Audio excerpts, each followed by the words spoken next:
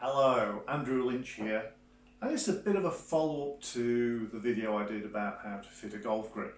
For those of you who are interested in making your own irons, I'm going to make an iron today. I'm going to show you hopefully how to do it and the equipment you'll need to do it.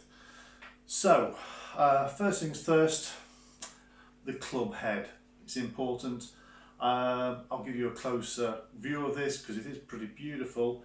It is a Vega forged 4-iron. There we go. But I'll try and do a closer shot.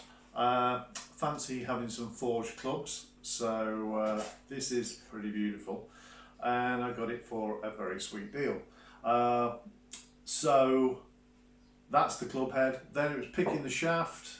I went for KBS Tour, and KBS really, this is a taper, so it's a C-taper shaft, 120. Wanted a little bit lighter, and though I normally play extra stiff, I've gone for stiff in this one because I want the 4-iron to go a little bit higher. So there's the shaft. What you normally do with this is you will need this here, which will basically, when you fit the golf club, the golf shaft, sorry, into the head, it will go up against the lie angle, and you will cut the shaft to the correct length. 4-iron for me, 38.5 inches. Some people play less, some people play more. That's how I fitted myself. And that, as you can see here, this goes up and down, and that basically means that sits on there. I find the proper length, chop the shaft. Tend to use a little grinder on that, the cutting blade. So now that's done. Ferrule, well, this is a pretty darn good fit. It's again for 355 taper shaft, and it fits on pretty snug. Obviously, if there's any kind of play over here, which is just a tiny piece, I use a rag soaked in acetote, and that just smooths that edge in. If there was a lot, you have to use like a drill bit and put it onto a drill, and then you kind of grind it on a piece of sandpaper, but there's really not a lot on this one, so I'm just going to smooth that in at the end with acetate and a rag. The shaft, I've prepped that with lacquer Dremel. That's just take off the chrome. I want a nice rough surface there so the glue adheres to it. Don't use just a plain chrome, it could slip easily. So, and I tend to do also halfway up the actual ferrule, because I want to make sure that ferrule's stuck. A lot of people don't stick the ferrule. I do, because I think it's an integral part of the iron.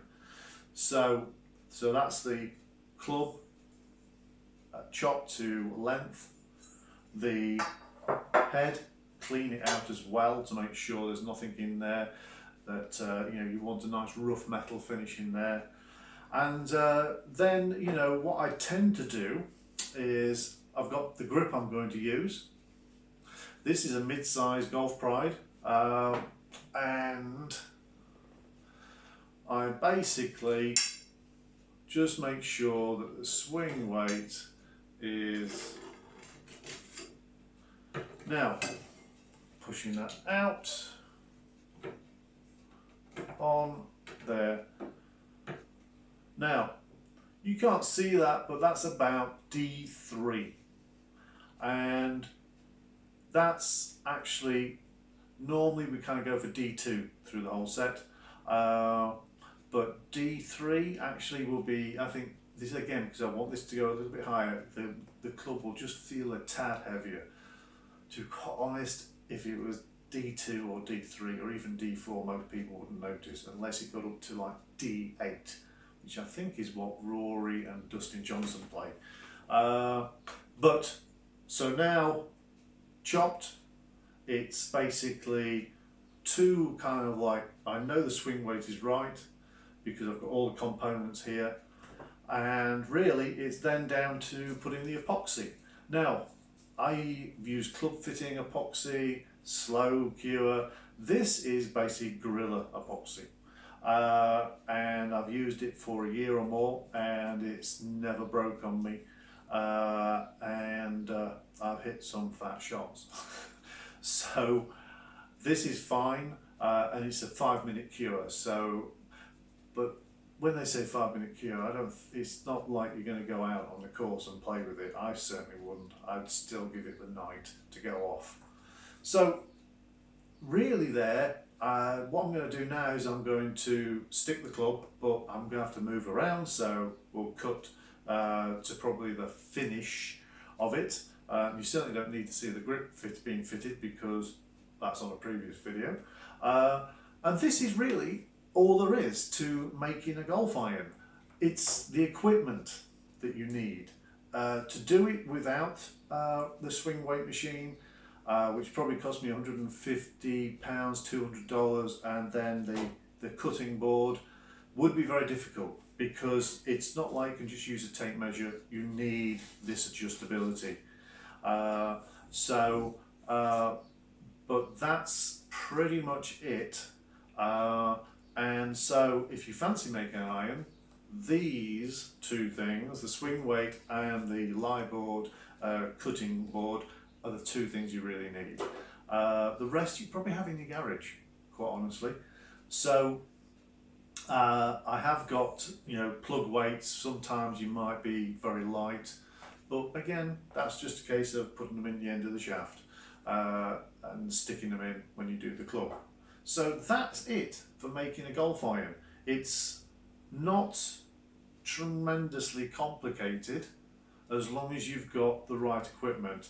The most important thing for all, because I'm building a set in the end, I want them all to feel the same swing weight, to be the same swing weight, which will be about D2, D3. Mind you, your wedges could be easily D4, because wedges tend to be a little bit heavier these days. So that's it. That's the simple way to make a golf iron. And you could save yourself a bit of a fortune because I'm going to make a set of these as say blades, and these are really about probably 200 US. If you got someone to make it, they're about 200 US, and I'm probably making them total each for 60 US. So it's a big saving, they're fitted to me just like an expensive fitting would be. So any questions, drop me a line.